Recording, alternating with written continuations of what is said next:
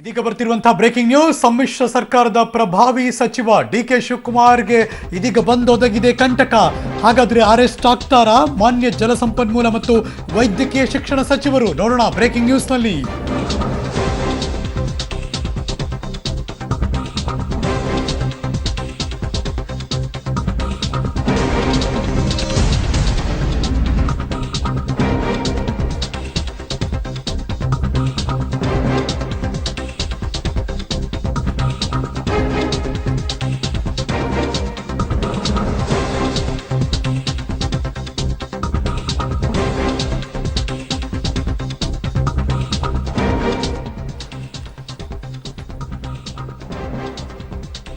ಈ ಕ್ಷಣ ಬರುತ್ತಿರುವಂತಹ breaking news. ದೆಹಲಿಯಲ್ಲಿ ಸಿಕ್ಕ 4 ಕೋಟಿ ರೂಪಾಯಿ ಮೊತ್ತದ ನಗದು ಸಂಬಂಧ ಕೇಸ್ ಸಾಧ್ಯತೆ.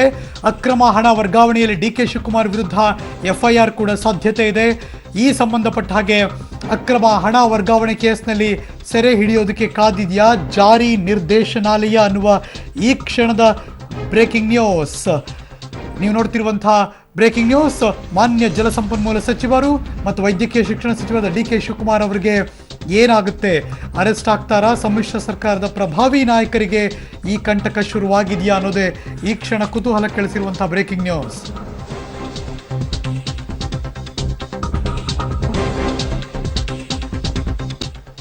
ಈ ಕ್ಷಣ ಇನ್ನೊಂದು ಬ್ರೇಕಿಂಗ್ ನ್ಯೂಸ್ ಬರ್ತಾ ಇದೆ. ಎನ್ಫೋರ್ಸ್ಮೆಂಟ್ ಡೈರೆಕ್ಟರೇಟ್ ಜಾರಿ ನಿರ್ದೇಶನಾಲಯದ ಅಧಿಕಾರಿಗಳು ಬೆಂಗಳೂರಿಗೆ ಬಂದಿಳಿದಿದ್ದಾರೆ ಈ ಕ್ಷಣ ಅಂತ ಬರ್ತಾ ಇದೆ ಬ್ರೇಕಿಂಗ್ ನ್ಯೂಸ್.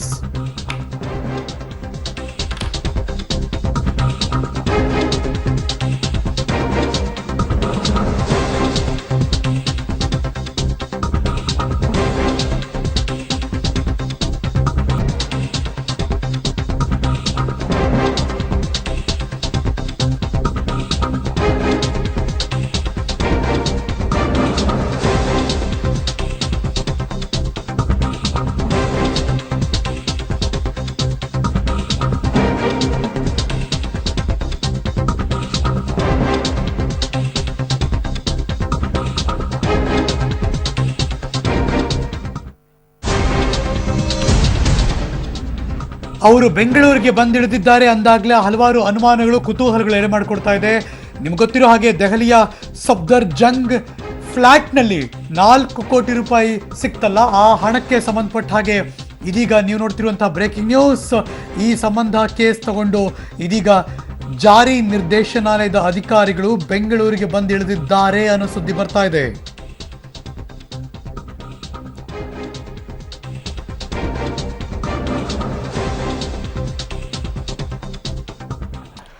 ಇದ್ರ ಬಗ್ಗೆ ಮತ್ತಷ್ಟು ಮಾಹಿತಿ ನನ್ನ ಸಹೋದ್ಯೋಗಿ ಸುನಿಲ್ ಗೋವಿನಕೋವಿ ನ್ಯೂಸ್ ಡೆಸ್ಕ್ ಇಂದ ನೇರ ಸಂಪರ್ಕದಲ್ಲಿ ಜಾಯಿನ್ ಆಗ್ತಿದ್ದಾರೆ. Good morning Sunil. ಈಗಿರುವಂತ ಕುತೂಹಲ ಮತ್ತು ಪ್ರಶ್ನೆ, ಅರೆಸ್ಟ್ ಆಗ್ತಾರೆ ಡಿ ಕೆ ಶಿವಕುಮಾರ್ ಅಂತ? ಹರೀಶ್, ಎಲ್ಲರಲ್ಲೂ ಕೂಡ ಅದೇ ಒಂದು ಪ್ರಶ್ನೆ ಮೂಡ್ತಾ ಇದೆ, ಅರೆಸ್ಟ್ ಆಗ್ತಾರೋ ಇಲ್ವೋ ಅಂತ ಹೇಳ್ಬಿಟ್ಟು. ಮೊದಲಿಗೆ ಈಗ ಆಲ್ರೆಡಿ ಇಡಿ ಅವರು ತನ್ನ ವಿಚಾರಣೆಯನ್ನ ಒಂದು ಪ್ರಾರಂಭ ಮಾಡಿದ್ದಾರೆ. ಈ ಹಿಂದೆನೂ ಕೂಡ ಡಿ ಕೆ ಶಿವಕುಮಾರ್ ಅವರಿಗೆ ನೋಟಿಸ್ ನೀಡಿ ಒಂದು ಲಿಖಿತ ಹೇಳಿಕೆಯನ್ನು ಕೂಡ ಪಡೆದಿರ್ತಕ್ಕಂಥದ್ದು. ಆ ಲಿಖಿತ ಹೇಳಿಕೆ ಅವ್ರಿಗೆ ಒಂದು ಸರಿ ಕಾಣಿಸ್ಲಿಲ್ಲ ಅಂತಂದ್ರೆ, ಅದರಲ್ಲಿ ಎಲ್ಲೋ ಒಂದ್ ಕಡೆ ಸತ್ಯಾಂಶ ಕಂಡು ಬಂದಿಲ್ಲ ಅಂತ ಹೇಳಿದ್ರೆ ನೇರವಾಗಿ ಅವರೇ ಬಂದ್ಬಿಟ್ಟು ಡಿ ಕೆ ಶಿವಕುಮಾರ್ ಅವ್ರನ್ನ ಖುದ್ದಾಗಿ ಕರೆದು ವಿಚಾರಣೆ ಮಾಡಿಸುವಂತ ಸಂದರ್ಭನೂ ಕೂಡ ಇದೆ. ವಿಚಾರಣೆ ನಡಿಬೇಕಾದ್ರೆ ಅಲ್ಲಿ ಅವರು ಹೇಳತಕ್ಕಂಥ ಏನು ಒಂದು ಉತ್ತರ ಇದೆ ಅದರಲ್ಲೇ ತಪ್ಕೊಂಡು ಬಂತಂದ್ರೆ ಕೂಡಲೇ ಅಲ್ಲೇ ಎಫ್ಐಆರ್ ದಾಖಲಿಸಿ ಅವ್ರನ್ನ ಅರೆಸ್ಟ್ ಮಾಡುವಂತ ಒಂದು ಚಾನ್ಸಸ್ ಇದೆ. ಬಲ ಮೂಲಗಳ ಪ್ರಕಾರ ಈಗ ಆಲ್ರೆಡಿ ಎಫ್ಐಆರ್ ಅನ್ನು ದಾಖಲಿಸಿದ್ದಾರೆ. ಅವ್ರನ್ನ ಯಾವುದೇ ಕ್ಷಣದಲ್ಲೂ ಕೂಡ ಅರೆಸ್ಟ್ ಮಾಡಬಹುದು ಅನ್ನೋ ಒಂದು ಕೂಡ ಒಂದು ಎಲ್ಲರಲ್ಲೂ ಒಂದು ಕೂಡ ಮನೆ ಮಾಡಿದೆ. ಹಾಗಾಗಿ ಇಡಿ ಅವರು ಈಗ ಆಲ್ರೆಡಿ ಡೆಲ್ಲಿಯಿಂದ ಬೆಂಗಳೂರಿಗೆ ಬಂದು ವಿಚಾರಣೆ ನಡೆಸಲಿಕ್ಕೆ ಸಕಲ ರೀತಿಯಲ್ಲೂ ಕೂಡ ಒಂದು ಸಿದ್ಧತೆಯನ್ನು ಮಾಡ್ಕೊಂಡಿದ್ದಾರೆ ಅಂತ ಹೇಳ್ಬಿಟ್ಟು ಮಾತುಗಳು ಕೇಳಿ ಬರ್ತಾ ಇದೆ. ಹರೀಶ್, ಅನ್ಯಾಯ ಮಾರ್ಗದಲ್ಲಿ ಇಲ್ಲ, ನಾನು ಏನಿದೆ ನಾನು ಓಪನ್ ಬುಕ್ ತರ ಪಾರದರ್ಶಕತೆಯಿಂದ ನನ್ನ ಕೆಲಸ ನಡೆಯುತ್ತೆ, ಯಾವುದೇ ದುಡ್ಡು ಅದೆಲ್ಲವೂ ಕೂಡ ಕೆಲವು ನಂದಲ್ಲ ಅಂತೆಲ್ಲವೂ ಕೂಡ ಇದುವರೆಗೆ ಮಾನ್ಯ ಸಚಿವರು ಹೇಳ್ತಿದ್ರಲ್ಲ, ಅದಕ್ಕೂ ಇದಕ್ಕೂ ತುಂಬಾ ದೊಡ್ಡ ಡಿಫರೆನ್ಸ್ ಇದೆ ಅಲ್ವಾ?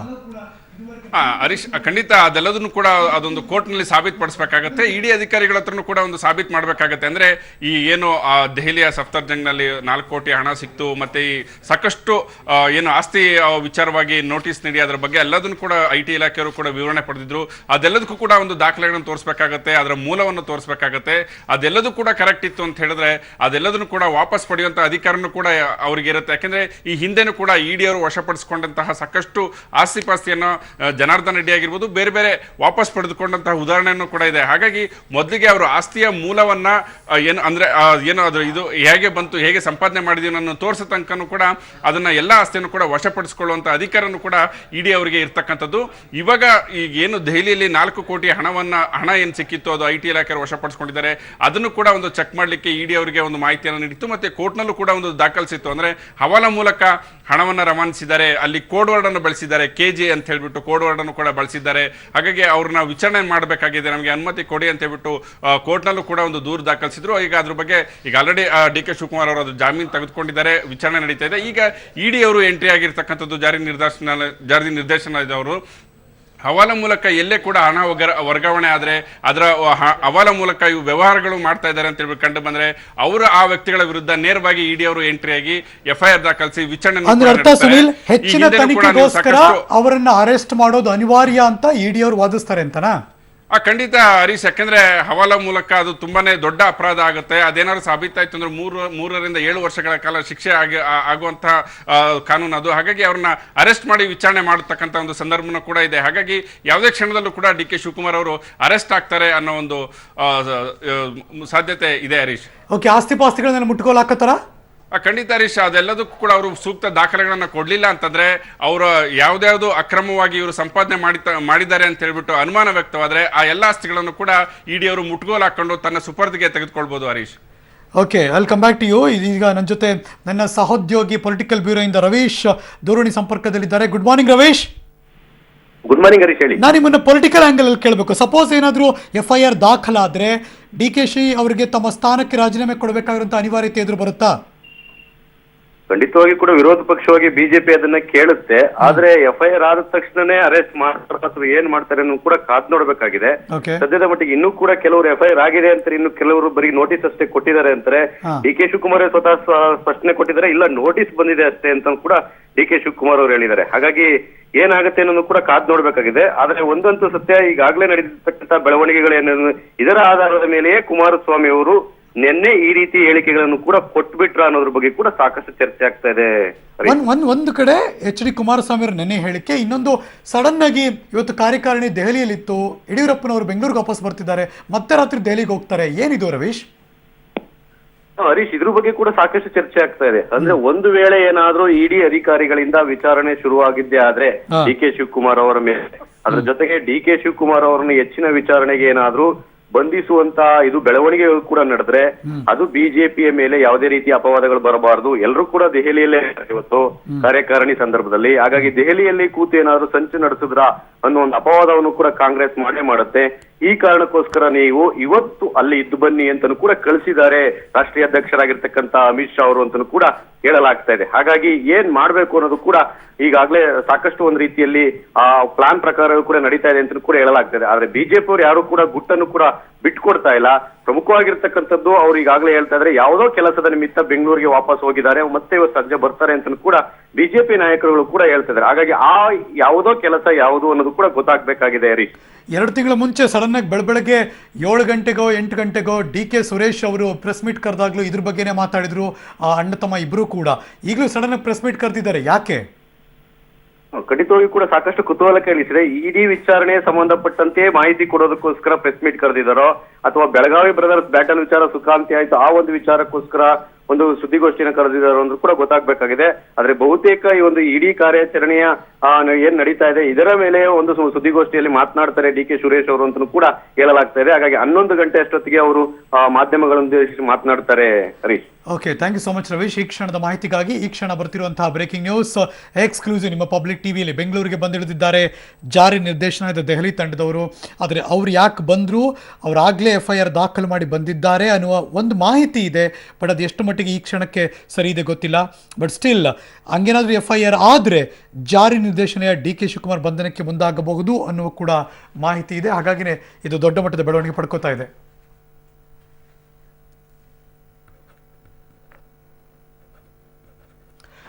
ಈ ಎಲ್ಲ ಬೆಳವಣಿಗೆಗಳ ಮಧ್ಯೆ ಭಾರತೀಯ ಜನತಾ ಪಕ್ಷದ ರಾಜ್ಯಾಧ್ಯಕ್ಷ BS ಯಡಿಯೂರಪ್ಪನವರು ದೆಹಲಿಯಿಂದ ಬೆಂಗಳೂರಿಗೆ ದಿಢೀರಂತ ಯಾಕೆ ವಾಪಸ್ ಬಂದರು?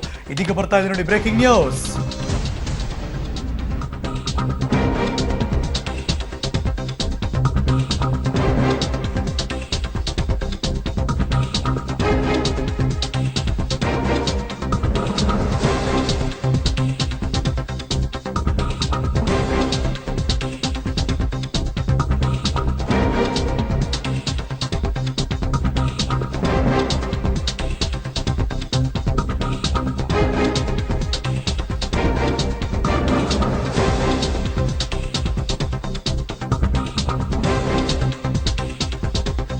DK ಅರೆಸ್ಟ್ ಆಗ್ತಾರೆ ಅನ್ನೋ ಸುದ್ದಿಗೂ BS ಯಡಿಯೂರಪ್ಪನವರು ವಾಪಸ್ ಆಗ್ತಿರೋ ಈ ಕ್ಷಣಕ್ಕೂ ಏನಾದರೂ ಲಿಂಕ್ ಇದೆಯಾ ಅನ್ನೋ ಪ್ರಶ್ನೆ ರೈಸ್ ಆಗ್ತಾ ಇದೆ. ದೆಹಲಿಗೆ ಹೋಗಿದ್ರು, ದಿಢೀರಂತ ಇವತ್ತು ವಾಪಸ್ ಬಂದಿದ್ದಾರೆ, ಮತ್ತೆ ರಾತ್ರಿ ಹೋಗ್ತಾರಂತೆ.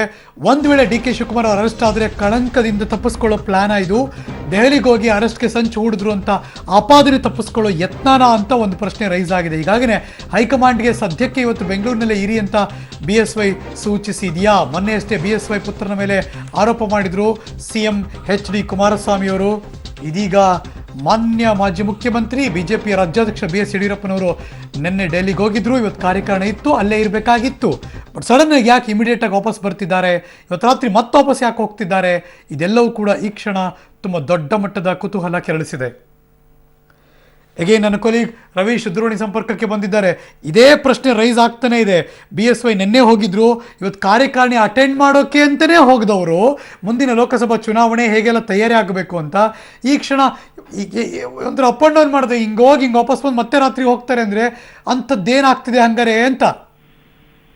ಹರೀಶ್, ಅದೇ ಚರ್ಚೆ ಆಗ್ತಾ ಇರ್ತಕ್ಕಂಥದ್ದು. ಯಾಕಂದ್ರೆ ಅವ್ರ ಆಪ್ತರ ಹೇಳ್ತಾರೆ, ಇಲ್ಲ ಸ್ವಾಮೀಜಿಯನ್ನ ಭೇಟಿ ಮಾಡಕ್ ಹೋಗ್ತಾ ಇದಾರೆ ಅಂತನೂ ಹೇಳ್ತಾರೆ. ಅಂದ್ರೆ ಇಷ್ಟೊಂದು ಕಾರ್ಯಕಾರಿಣಿ ಇರುತ್ತೆ ಅಂತ ಗೊತ್ತಿದ್ರು ಕೂಡ ಸ್ವಾಮೀಜಿಯವರು ಅಷ್ಟೊಂದು BSY ಅವರಿಗೆ ಮಹತ್ವದ್ದಾಗಿರುತ್ತಾ?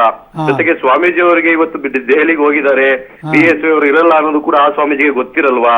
ಮತ್ತೆ ಅವರ ಕುಟುಂಬದ ಕಾರ್ಯಕ್ರಮ ಆಗಿದ್ರು ಕೂಡ ಅವ್ರ ಕುಟುಂಬದವರು ಇವತ್ತೇ ಕಾರ್ಯಕ್ರಮ ಇಟ್ಕೊಂಡಿರ್ತಾರ, ಅದು ನಿನ್ನೆ ಗೊತ್ತಿರಲ್ವಾ BSY ಅವರಿಗೆ? ಈ ಎಲ್ಲಾ ಪ್ರಶ್ನೆಗಳು ಕೂಡ ಎದ್ದೇಳುತ್ತೆ. ಹಾಗಾಗಿ ಕೇವಲ ಸ್ವಾಮೀಜಿಯ ಭೇಟಿ ಅನ್ನೋದು ಅವರ ಆಪ್ತರ ಒಂದು ನೆಪ ಅಷ್ಟೇ ಅಂತ ಕೂಡ ಹೇಳಲಾಗ್ತಾ ಇದೆ. ಈಗಾಗಲೇ CT ಕೂಡ ಸ್ಪಷ್ಟಪಡಿಸ್ತಾ ಇದ್ದಾರೆ. ಅಂದ್ರೆ ಯಾವುದೋ ಒಂದು ಕಾರಣಕ್ಕೆ ಹೋಗಿದ್ದಾರೆ ಅವರು, ಆ ಕಾರಣ ಏನು ಅನ್ನೋದನ್ನು ಕೂಡ ನಾವು ಬಹಿರಂಗ ಪಡಿಸಲ್ಲ ಅನ್ನೋ ಮಾತುಗಳನ್ನು ಕೂಡ ಸ್ವತಃ CT ರವಿ ಅವರೇ ದೆಹಲಿಯಲ್ಲಿ ಹೇಳಿದ್ದಾರೆ. ಹಾಗಾಗಿ ಇವೆಲ್ಲವನ್ನು ಕೂಡ ನೋಡ್ತಾ ಇದ್ರೆ ಆ ಒಂದು ಕಾರಣ ಯಾವುದಿರಬಹುದು ಅನ್ನೋದ್ರ ಬಗ್ಗೆ ಕೂಡ ಒಂದ್ ರೀತಿಯಲ್ಲಿ ಸಾಕಷ್ಟು ಚರ್ಚೆ ಇದೆ. ಅದ್ರ ಜೊತೆಗೆ ಏನಾದ್ರೂ ಜಾರಕಿಹೊಳಿ ಬ್ರದರ್ಸ್ ಅವರ ಅಸಮಾಧಾನ, ಭಿನ್ನಮತ ಈ ಒಂದು ವಿಚಾರವಾಗಿಯೂ ಏನಾದ್ರೂ ಪ್ರಕ್ರಿಯೆಗಳು ಮತ್ತೆ ಕಾರ್ಯತಂತ್ರಗಳು ನಡೀತಾ ಇದೆಯಾ ಅನ್ನೋದು ಸಾಕಷ್ಟು ಚರ್ಚೆ ಆಗ್ತಾರೆ.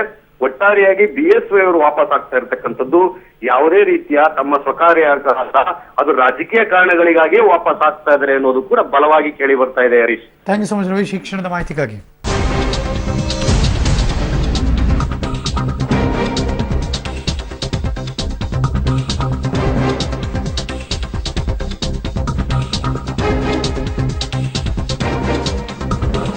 ಇದೇ ವರ್ಷ ಮಾರ್ಚ್ನಲ್ಲಿ ನಡೆದಂತಹ ಬೆಳವಣಿಗೆಯನ್ನು ನಿಮಗೆ ನೆನಪು ಮಾಡಿಕೊಡ್ತಾ ಇದ್ದೀವಿ. ಕಾಂಗ್ರೆಸ್ನ ಹಿರಿಯ ಮುಖಂಡ P ಚಿದಂಬರಂ ಅವರ ಪುತ್ರ ಕಾರ್ತಿ ಚಿದಂಬರಂ INX ಮೀಡಿಯಾ ಪ್ರಕರಣದಲ್ಲಿ ಅರೆಸ್ಟ್ ಆದ ಬಗ್ಗೆ ನಿಮಗೂ ಕೂಡ ನೋಡಿದ್ರಿ ನೀವು. ಆ ಎಲ್ಲ ಬೆಳವಣಿಗೆ ಚೆನ್ನೈನಲ್ಲಿ ನಡೆದಿತ್ತು. ಲಂಡನ್ನಿಂದ ಅವರು ಹಿಂದಿರುಗಿ ಬಂದಿದ್ರು, ಅಂದರೆ ವಿದೇಶದಿಂದ ಹಿಂದಿರುಗಿ ಬಂದಿದ್ರು. ಆ ಸಂದರ್ಭದಲ್ಲಿ ಚೆನ್ನೈನ ವಿಮಾನ ನಿಲ್ದಾಣದಲ್ಲಿಯೇ CBI ಅಧಿಕಾರಿಗಳು ವಶಕ್ಕೆ ಪಡೆದಂಥ ಆ ಘಟನೆಗಳು ಕೂಡ ನಡೆದಿತ್ತು. ಈ ಪ್ರಕ್ರಿಯೆಯಲ್ಲಿ ಇದೀಗ ಒನ್ಸ್ ಅಗೇನ್ ಕರ್ನಾಟಕ ಇಲ್ಲಿರುವಂಥ ಪವರ್ಫುಲ್ ಮಿನಿಸ್ಟರ್ DK ಶಿವಕುಮಾರ್, ಸಚಿವ DK ಶಿವಕುಮಾರ್ಗೆ ಅದೇ ರೀತಿ ಕಾಡ್ತಿದ್ಯಾ? ಅಂದರೆ ಕಾರ್ತಿ ಚಿದಂಬರಂ ಅರೆಸ್ಟ್ ಆದ್ರಲ್ಲ, ಅದೇ ರೀತಿ ಇವ್ರನ್ನೂ ಕೂಡ ಅರೆಸ್ಟ್ ಮಾಡ್ತಾರಾ ಜಾರಿ ನಿರ್ದೇಶನಾಲಯದವರು ಅನ್ನುವ ಈ ಕ್ಷಣದ ಬ್ರೇಕಿಂಗ್ ನ್ಯೂಸ್ ಬರ್ತಾ ಇದೆ. 15 ದಿನ ಕಸ್ಟಡಿ ಕೊಡಬೇಕು, CBI ಕೂಡ ಅವಾಗ ಕೋರಿತ್ತು, ಎನ್ಕ್ವೈರಿ ಮಾಡಿತ್ತು. 1 ದಿನದ ಮಟ್ಟಿಗೆ CBI ವಶಕ್ಕೆ ಕೊಟ್ಟಿದ್ರು. ಈ ಥರದ್ದೆಲ್ಲ ಬೆಳವಣಿಗೆಗಳು ಕೂಡ ನಡೆದಿತ್ತು. ಅದೇ ಥರ ಕಾರ್ತಿಕ್ ಚಿದಂಬರಂ ಥರನೇ DK ಶಿವರನ್ನು ಕೂಡ ಜಾರಿ ನಿರ್ದೇಶನಾಲಯ ಇಮಿಡಿಯೇಟ್ ಆಗಿ ಬಂದು ಅರೆಸ್ಟ್ ಮಾಡ್ತಾರಾ? ನಿಜವಾಗ್ತಾ ಇದೆಯಾ? ಹಾಗಿದ್ರೆ ಮುಖ್ಯಮಂತ್ರಿ ಕುಮಾರಸ್ವಾಮಿ ಅವರ ಅನುಮಾನ ಅನ್ನೋದು ಹಲವಾರು ಪ್ರಶ್ನೆಗಳಿಗೆ ಕಾರಣವಾಗಿದೆ. ಇದ್ರ ಬಗ್ಗೆ ಮತ್ತಷ್ಟು ಮಾಹಿತಿ ಕೊಡೋಕೆ ನನ್ನ ಸಹೋದ್ಯೋಗಿ Sunil Govinakovi once again news desk ಇಂದ ನೇರ ಸಂಪರ್ಕಕ್ಕೆ ಜಾಯಿನ್ ಆಗಿದ್ದಾರೆ.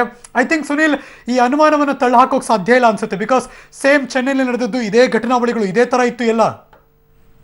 ಖಂಡಿತ ಹರೀಶ್, ಯಾಕೆಂದ್ರೆ ಈಗ ಮಾಜಿ ಸಚಿವರಾದಂತಹ ಚಿದಂಬರಂ ಅವರ ಪುತ್ರ ಕಾರ್ತಿ ಅವ್ರನ್ನ ವಿಮಾನದಿಂದ ಇಳಿಬೇಕಾದ್ರೆ, ವಿದೇಶದಿಂದ ಬಂದು ಇಳಿಬೇಕಾದ್ರೆ ಕೂಡ ಅರೆಸ್ಟ್ ಮಾಡಿದ್ರು. ED ಅವರು ಶಾಕ್ ಕೊಟ್ಟಿದ್ರು, ಒಂಥರ ಈ ತರ ಅರೆಸ್ಟ್ ಮಾಡ್ತಾರೆ ಅಂತ ಹೇಳ್ಬಿಟ್ಟು ಅವ್ರಿಗೂ ಕೂಡ ಗೊತ್ತಿರಲಿಲ್ಲ. ಈಗ ಅದೇ ರೀತಿ ದೆಹಲಿಯಿಂದ ED ಅಧಿಕಾರಿಗಳು ಬಂದಿದ್ದಾರೆ ಅಂತ ಹೇಳ್ತಾ ಇದ್ದಾರೆ. ಅವ್ರನ್ನೂ ಕೂಡ ಯಾವುದೇ ಕ್ಷಣದಲ್ಲಾದ್ರೂ ಕೂಡ ಅರೆಸ್ಟ್ ಮಾಡಬಹುದಂತ ಒಂದು ಚಾನ್ಸಸ್ ಇದೆ. ಯಾಕೆಂದ್ರೆ ಈಗ ಆಲ್ರೆಡಿ ಸಾಕಷ್ಟು ವಿವರಣೆಯನ್ನು ಕೂಡ DK ಶಿವಕುಮಾರ್ ಅವ್ರನ್ನ ಲಿಖಿತ ಹೇಳಿಕೆಗಳಲ್ಲಿ ಪಡೆದಿರ್ತಕ್ಕಂಥದ್ದು, ನೋಟಿಸ್ನ ನೀಡಿ ಅದರಲ್ಲಿ ಅವರು ಕೇಳಿರ್ತಕ್ಕಂಥ ಪ್ರಶ್ನೆಗಳಿಗೆ ಉತ್ತರವನ್ನು ಕೂಡ ಪಡೆದುಕೊಂಡಿದ್ದಾರೆ. ಮತ್ತೆ ಈ ಹಿಂದೆ IT ಅವರ ದಾಳಿ ಮಾಡಿದಾಗಲೂ ಸಂದರ್ಭದಲ್ಲೂ ಕೂಡ ಹಲವಾರು ಪ್ರಶ್ನೆಗಳಿಗೆ ಸರಿಯಾದ ಉತ್ತರವನ್ನು ಕೂಡ ಕೊಟ್ಟಿರಲಿಲ್ಲ. ಈ ಉತ್ತರಗಳ ಬಗ್ಗೆ ಅವ್ರಿಗೂ ಕೂಡ ಅನುಮಾನ ಇತ್ತು. ಅದನ್ನ ಗಮನಿಸಿ ಅಂತ ಹೇಳ್ಬಿಟ್ಟು ಇಡಿ ಅವರಿಗೂ ಕೂಡ IT ಇಲಾಖೆಯವರು ಒಂದು ಮಾಹಿತಿಯನ್ನು ರವಾನಿಸಿದ್ರು. ಅದನ್ನು ಕೂಡ ಪರಿಶೀಲನೆ ಮಾಡಿ ಅವರು ಕೂಡ ಅದನ್ನ ಎಲ್ಲದನ್ನು ಕೂಡ ಒಂದು ವಿಚಾರಣೆಯನ್ನು ಮಾಡಿರ್ತಾರೆ. ದೆಹಲಿಯಲ್ಲಿ ಪ್ರಮುಖವಾಗಿ ಇಡಿ ಎಂಟ್ರಿ ಆಗಿರೋದು ಏನಪ್ಪಾ ಅಂತಂದ್ರೆ, ಇಲ್ಲಿ 4 ಕೋಟಿ ರೂಪಾಯಿ ದೆಹಲಿಯಲ್ಲಿ ಏನು ಫ್ಲಾಟ್ನಲ್ಲಿ ಹಣ ಸಿಕ್ತು ಅದರ ಮೂಲದ ಬಗ್ಗೆ ಸರಿಯಾದಂತಹ ಉತ್ತರವನ್ನು ಕೊಟ್ಟಿಲ್ಲ. IT ಅವರು ಕೂಡ ಅದರ ಬಗ್ಗೆನೂ ಕೂಡ ಮೂಲ ಹುಡುಕ್ತಾ ಹೋದಾಗ ಹವಾಲಾ ಮೂಲಕ ಇಲ್ಲಿಂದ ಆ ಹಣ ರವಾನೆ ಆಗಿದೆ, ಹೈಕಮಾಂಡ್ಗೂ ಕೂಡ ತಲುಪಿಸಲಿಕ್ಕೆ ಅಂತಾನೆ ಆ ಹಣವನ್ನು ಕೂಡ ಅಲ್ಲಿ ಇಟ್ಟಿದ್ರು ಅಂತ ಹೇಳ್ಬಿಟ್ಟು ಕೂಡ ಆ ಒಂದು ಏನು ಕೋರ್ಟ್ನಲ್ಲಿ ದೂರು ದಾಖಲಿಸಿತ್ತು, ಅದರಲ್ಲಿ ಆ ಒಂದು ಸಂಪೂರ್ಣವಾಗಿ ವಿವರಣೆಯನ್ನು ಪಡೆದಿತ್ತು. ಹಾಗಾಗಿ ಈ ಒಂದು ಹವಾಲಾ ಏನಿದೆ, ಹವಾಲಾ ಮೂಲಕ ಹಣವನ್ನು ರವಾನೆ ಮಾಡೋದು ಅದು ಭಾರತದಲ್ಲಿ ಅಪರಾಧ ಅಂತ ಸಾಬೀತಾಗಿರೋದ್ರಿಂದ ಆ ಒಂದು ಇದನ್ನ ಇಟ್ಕೊಂಡೆ ಇಡಿ ಅವರು ಈಗ ಎಂಟ್ರಿಯಾಗಿ DK ಶಿವಕುಮಾರ್ ಅವರನ್ನ ವಿಚಾರಣೆಗೆ ಕರೆದು ವಿಚಾರಣೆ ಮಾಡಬೇಕಾದ್ರೆ ಯಾವುದೇ ಕ್ಷಣದಲ್ಲೂ ಕೂಡ ಅರೆಸ್ಟ್ ಮಾಡುವಂತಹ ಒಂದು ಚಾನ್ಸಸ್ ಕೂಡ ಇದೆ. ಹರೀಶ್, ಲಂಚ ಪಡೆದಿದ್ರು, ಕಾರ್ತಿ ಅದನ್ನ ಆ ಲಂಚದ ಹಣವನ್ನ ಬೇರೆ ದೇಶದಲ್ಲಿ ಅಕೌಂಟ್ ತೆಗೆದು ಇಟ್ಟಿದ್ದಾರೆ, ಅವ್ರನ್ನ ಬಿಟ್ಟುಬಿಟ್ರೆ ಬೇರೆ ದೇಶದಲ್ಲಿ ಅದನ್ನ ಮುಚ್ಚಾಕ್ಬಿಡ್ತಾರೆ. ಲುಕ್ಔಟ್ ನೋಟಿಸ್ ಕೂಡ ಜಾರಿಯಾಗಿತ್ತು, ಅದಾದ್ಮೇಲೆ ಬೇರೆ ದೇಶಕ್ಕೆ ಹೋಗಿದ್ರು. ಈ ತರದೆಲ್ಲ ಪ್ರಕರಣ ಕೂಡ ನಡೆದಿತ್ತು ಕಾರ್ತಿ ಚಿದಂಬರಂ ಕೇಸ್ನಲ್ಲಿ. ಬಟ್ ಇಲ್ಲಿ ಇದು ಬೇರೆ ರೀತಿಯ ಆಯಾಮ ಇದೆ. But still of course serious. But FIR ದಾಖಲಾಗಿದೆ ಅಂತ ಒಂದು ಅನುಮಾನ ಇದೆಯಾ ಈಗ? ಖಂಡಿತ ಹರೀಶ್, ಇಲ್ಲಿ ಲುಕ್ಔಟ್ ನೋಟಿಸ್ ಯಾವುದು ಕೂಡ ಆಗಿಲ್ಲ. FIR ದಾಖಲಿಸಿದ್ದಾರೆ ಅನ್ನೋ ಒಂದು ಅನುಮಾನ ಇದೆ. ಆದ್ರೆ ಅದ್ರ ಬಗ್ಗೆ ಇನ್ನೂ ಕೂಡ FIR ಕಾಪಿ ಯಾರಿಗೂ ಕೂಡ ಸಿಕ್ಕಿಲ್ಲ. FIR ದಾಖಲಿಸಿದ್ದೇ ಆಗಿದ್ರೆ ಅವ್ರನ್ನ ಯಾವುದೇ ಕ್ಷಣದಲ್ಲೂ ಕೂಡ ಅರೆಸ್ಟ್ ಮಾಡುವುದು ಅಥವಾ ವಿಚಾರಣೆ ಕರೆದು ವಿಚಾರಣೆ ನಡೆಸಬೇಕಾದ್ರೆ ಅವರ ಹೇಳಿಕೆಗಳಲ್ಲಿ ತಪ್ಪಿಕೊಂಡು ಬಂತು ಅಂದ್ರೆ ಅಲ್ಲೇ FIR ದಾಖಲಿಸಿ ವಿಚಾರಣೆ ನಡಿಬೇಕಾದ್ರೆ ಅವ್ರನ್ನ ವಶಕ್ಕೆ ಪಡೆದುಕೊಂಡು ಕೋರ್ಟ್ಗೆ ಹಾಜರುಪಡಿಸುವಂತ ಒಂದು ಸಾಧ್ಯತೆನೂ ಕೂಡ ಇದೆ. Harish, I come back to you, just hold on a second. ಈ ಕ್ಷಣ ಬರ್ತಿರುವಂತಹ ಇನ್ನೊಂದು ಬ್ರೇಕಿಂಗ್ ನ್ಯೂಸ್ ಕೂಡ ಬರ್ತಾ ಇದೆ. ಯಾಕೆ DK ಶಿವಕುಮಾರ್ ಟಾರ್ಗೆಟ್ ಆಗ್ತಿದ್ದಾರೆ ಈ ಕ್ಷಣ ಅಂತ ನೀವು ನೋಡ್ತಾ ಇದ್ದೀರಾ. ಜಲಸಂಪನ್ಮೂಲ ಮತ್ತು ವೈದ್ಯಕೀಯ ಶಿಕ್ಷಣ ಸಚಿವರ ಮೇಲೆ ಯಾಕೆ ಈ ಟಾರ್ಗೆಟ್?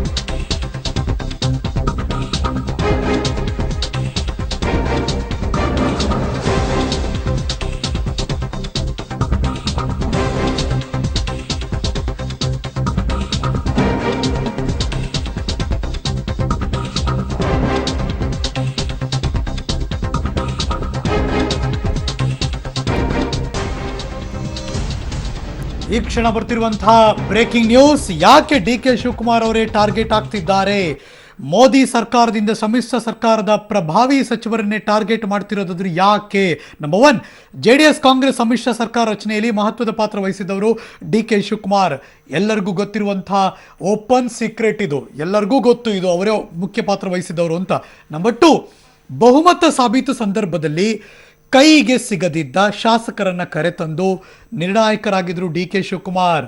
ಶತಪಥ ಅಂತ ವಿಧಾನಸೌಧದ ಮುಂಭಾಗದ ಗೇಟ್ ಹತ್ರ ಇಂಥವ್ರು ಬರಬೇಕು ಅಂದರೆ ಅಂಥವ್ರು ಬರಬೇಕು, ಅವ್ರು ಎಲ್ಲೇ ಇದ್ದರೂ ಬಿಡದೆ ಸಂಪರ್ಕ ಮಾಡಿ ಅವ್ರನ್ನ ಕರೆತಂದು ಅಲ್ಲಿ ಬಹುಮತ ಸಾಬೀತುಪಡಿಸೋ ಸಂದರ್ಭದಲ್ಲಿ ಅವರು ಓಟ್ ಹಾಕೋ ಹಾಗೆ ಮಾಡಿದ್ದು ಇದೇ DK ಶಿವಕುಮಾರ್ ಅವರು. ನಂಬರ್ 3, ನೀವು ನೋಡ್ತಿದ್ದೀರಿ ಹಲವಾರು ತಿಂಗಳುಗಳ ಹಿಂದೆ ನಡೆದದ್ದು ಗುಜರಾತ್ನಿಂದ ರಾಜ್ಯಸಭೆಗೆ ಚುನಾವಣೆ ಸಂದರ್ಭದಲ್ಲೂ ಮೋದಿ ಅಮಿತ್ ಶಾ ಸೆಡ್ಡು ಹೊಡೆದಿದ್ರು DK ಶಿವಕುಮಾರ್.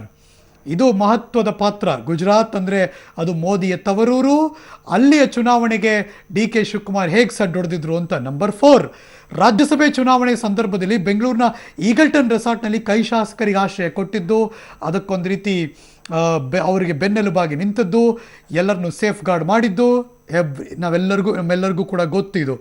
ಇನ್ನು ಈ ಮೂಲಕ ಕೈ ಶಾಸಕರನ್ನ ಸೆಳೆದು ಕಾಂಗ್ರೆಸ್ಗೆ ಶಾಕ್ ಕೊಡೋ ಶಾ ಮೋದಿ ಯತ್ನಕ್ಕೆ ಭಾರೀ ಹಿನ್ನಡೆಯನ್ನು ಮಾಡಿದ್ದು ಇದೇ ಕರ್ನಾಟಕದ ಡಿ ಕೆ ಶಿವಕುಮಾರ್ ಅವರು. ನನಗೆ ಹೈಕಮಾಂಡ್ ಏನು ಹೇಳುತ್ತೋ ಅದನ್ನು ಮಾಡಿದ್ದೀನಿ ಅಷ್ಟೇ, ದಟ್ಸ್ ಆಲ್ ಮೈ ಜಾಬ್ ಅಂತ ಇದೇ ಡಿ ಕೆ ಶಿವಕುಮಾರ್ ಅವರು ಹೇಳಿದರು. ಇನ್ನು ರಾಜ್ಯಸಭೆಗೆ ಸೋನಿಯಾ ಗಾಂಧಿ ಆಪ್ತ ಅಹಮದ್ ಪಟೇಲ್ ಗೆಲುವಿಗೆ ಡಿ ಕೆ ಶಿ ರಣತಂತ್ರವೇ ಕಾರಣವಾಗಿತ್ತು. ಆಗ ಎಲ್ಲೋ ಕ್ರಾಸ್ ವೋಟಿಂಗ್ ಆಗಿಬಿಡುತ್ತೆ, ಸೋತ್ ಬಿಡ್ತಾರೆ ಅಹಮದ್ ಪಟೇಲ್ ಅಂತೆಲ್ಲ ಹೇಳ್ತಿರ್ಬೇಕಾದ್ರೆ ಆ ಎಲ್ಲರನ್ನು ಒಟ್ಟುಗೂಡಿಸಿ ಅವರಲ್ಲಿ ಅವರು ಹಾಜರಾಗೋ ಹಾಗೆ ಮಾಡಿ ಒಂದಷ್ಟು ದೊಡ್ಡ ಡ್ರಾಮಾ ಕ್ರಿಯೇಟ್ ಆಗಿತ್ತು. ಬಟ್ ಸ್ಟಿಲ್ ಆ ಎಲ್ಲದಕ್ಕೂ ರಿಸಲ್ಟ್ ಅಹಮದ್ ಪಟೇಲ್ ಗೆಲುವು. ಅದಕ್ಕೆ ಕಾರಣ ಡಿ ಕೆ ಶಿವಕುಮಾರ್, ಅದಕ್ಕೆ ಹಿನ್ನಡೆ ಭಾರತೀಯ ಜನತಾ ಪಕ್ಷ. ಫೈನಲಿ ಗುಜರಾತ್ ಕೈ ಶಾಸಕರಿಗೆ ಆಶ್ರಯ ಕೊಟ್ಟ ದಿನವೇ ಡಿ ಕೆ ಬ್ರದರ್ಸ್ ಆಪ್ತರು ಸಂಬಂಧಿಕರ ಮೇಲೆ IT ದಾಳಿ ಕೂಡ ನಡೆದಿತ್ತು. ಎಲ್ಲದರ ಹಿನ್ನೆಲೆಯಲ್ಲಿ ಡಿ ಕೆ ಶಿವಕುಮಾರ್ ಟಾರ್ಗೆಟ್ ಆಗಿದ್ದಾರೆ ಅನ್ನೋದು ರಾಜಕೀಯ ಪಡಸಾಲೆಯಲ್ಲಿ ಚರ್ಚೆಗೆ ಒಳಪಟ್ಟಿರುವಂಥ ವಿಷಯ.